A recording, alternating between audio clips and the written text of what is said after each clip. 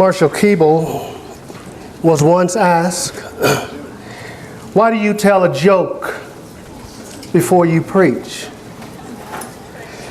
Brother Keeble, why do you tell a joke before you preach? And he said, because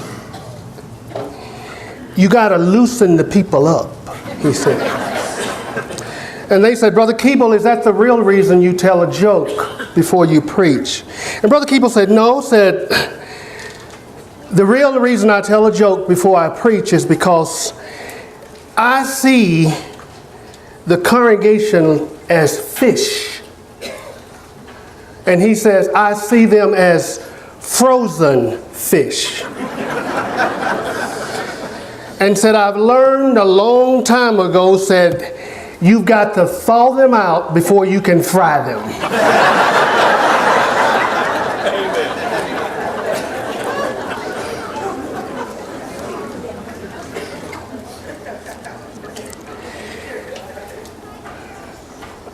The more I worked on this lesson,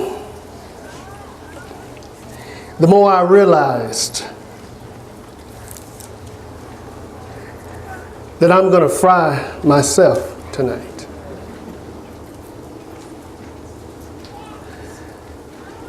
Prayer demands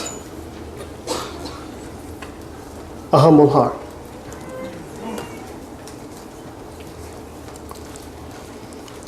What is humility? That's a difficult word. That's a difficult word. I mean, it's really difficult because we don't even know how to say it. When you start talking about humble, prayer demands a humble heart. And we don't even know how to say the word. Some people say humble. Some people say humble. I mean, I've seen classes literally destroyed because people are trying to figure out how do you say the word instead of trying to figure out what the word means. I was teaching a class one time and we were talking about humble, and all of a sudden the question came up. One person raised their hand. Well, now, Brother Hyde, just tell us, how do you even say the word? I told him, I said, all I know is it starts with H. My name is Hawatha, not Awatha. They call me High, not I. So now let's get on with the class. What does it mean to be humble? Oh, it's so confusing. It's so confusing. It's humility. Okay, everybody has to have it, but nobody can say they got it.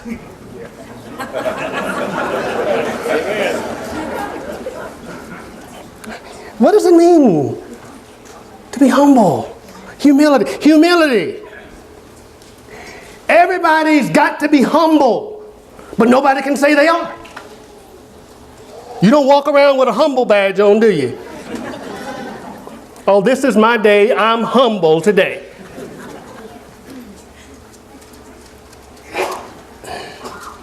When Kerry said what he said, and as much as I love him, when Kerry said what he said as far as one of the most humble men that he knows, I thought, you don't know many people. You need to get up and get out.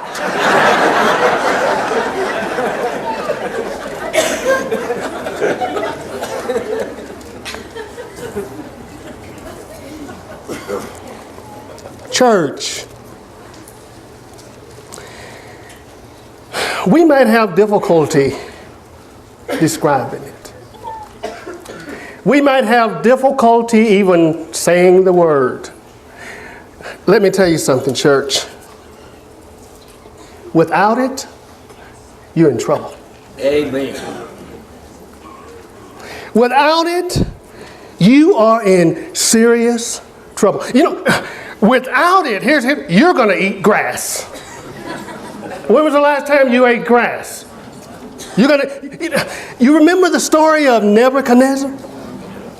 In Daniel chapter 4, beginning with verse 28, I mean, all of a sudden Nebuchadnezzar, he woke up one morning and looked out and saw Babylon and realized how great it was. But then he realized what?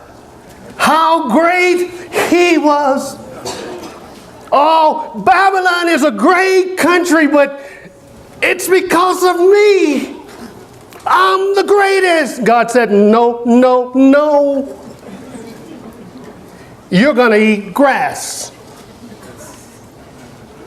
You remember the rest of the story? Next thing you know, he's standing out in the field and he's doing what? He's eating grass. Church, we might not be able to pronounce it. We might not know exactly what it, but without it, you're in trouble.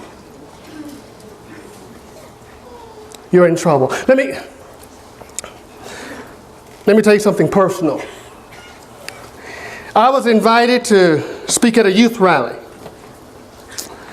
And I have an opportunity to speak at several youth rallies, and this particular one, I noticed I was the only speaker on the rally. Usually there's 2 or 3, but I was the only speaker there on the list. My plane landed in where I landed, and they were there to pick me up. I got off the airplane, and the brother that met me at the airport said, "We've been looking forward to you." Said, "You're probably one of the greatest speakers I've ever heard in my life." And I said, "Well, thank you." That night, that Friday night, I delivered the first lesson. And when I finished the lesson, a few people came up to me and told me that was probably one of the best lessons they had ever heard. I began to like that. I remembered what the guy had told me at the airport. So it really shouldn't surprise me that they felt that way. I did a second lesson. And same thing.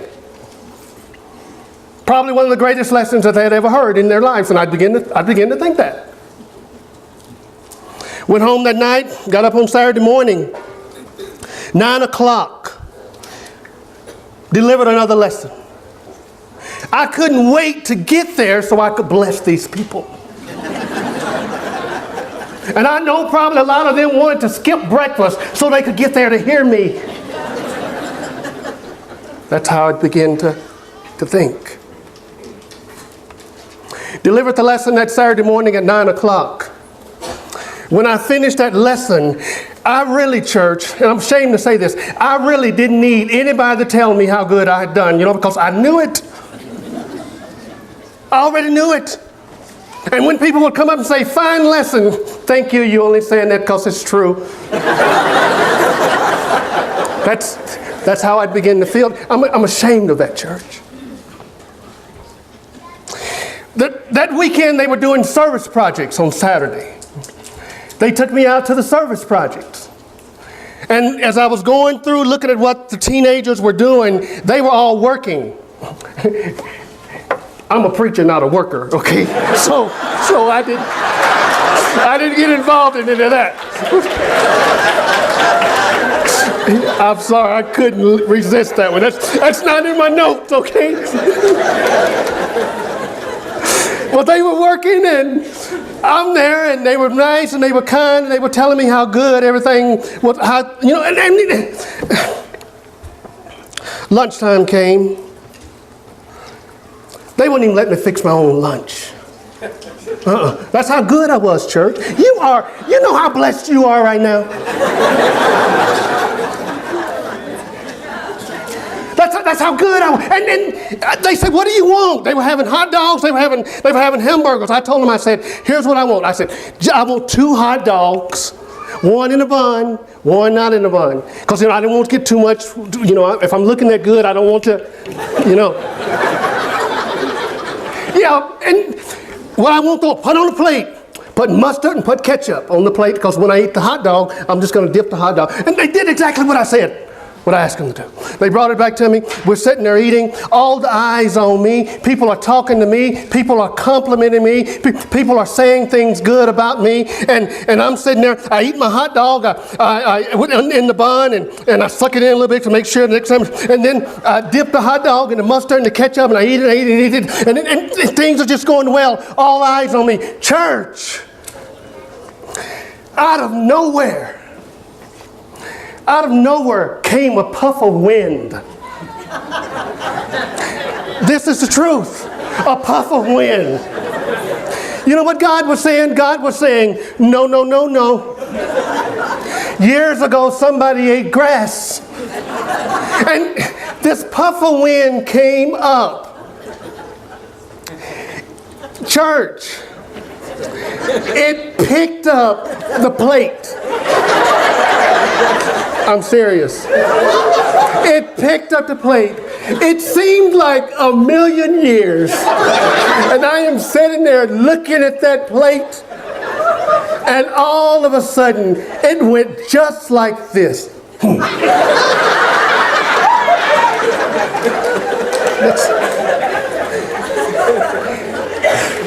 God, I believe, church, he was saying, no, no, no.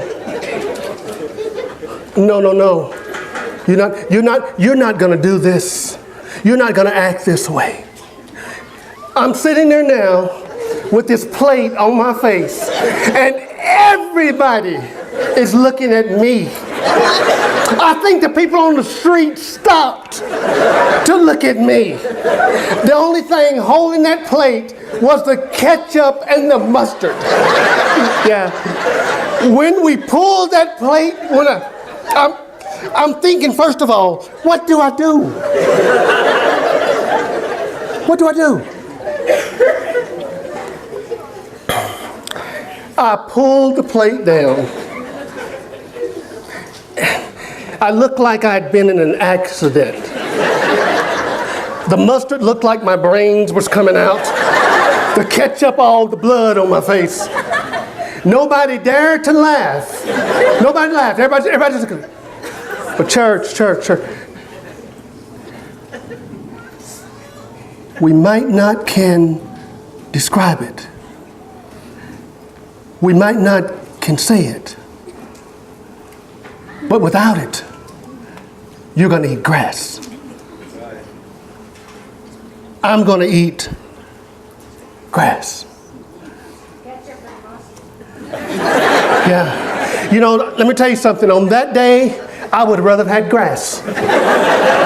It just, when God says, no, no, no, no, no, it doesn't make a difference what he feeds you. It's not good. On that day, ketchup and mustard didn't taste good. What do you think of when you hear of Nebuchadnezzar? What do you think of when you hear of the story of Hy Jones and his fabulous youth rally? You know, you think of things like pride comes before the fall. Proverbs chapter 16, verse 18. You think of things like God is opposed to the proud, but he gives grace to the humble. And rightfully so, we should think of verses like that. Rightfully so, when we start thinking of how we can get off a track sometimes, verses like that should come to mind. Now, church, you ask me the question, and you say, but what does this have to do with prayer? What does it have to do with prayer? Two things it has to do with prayer. One of them is, church, God hates pride. Proverbs chapter 6, beginning with verse 16. It lists 7 things that God hates. Guess what number 1 is? A haughty spirit, a prideful person. God hates that. But now what does it have to do with prayer? Well, pride. We might not humble. Pride is just the opposite of that. And church, pride can hinder our prayers from being heard. Did you know that? It can make you literally talk to yourself. When was the last time you talked to yourself? Someone said, well, you're not crazy if you talk to yourself. You're crazy if you answer yourself. I think you're crazy if you don't answer yourself. Why would you ask yourself a question and not answer it? That's crazy.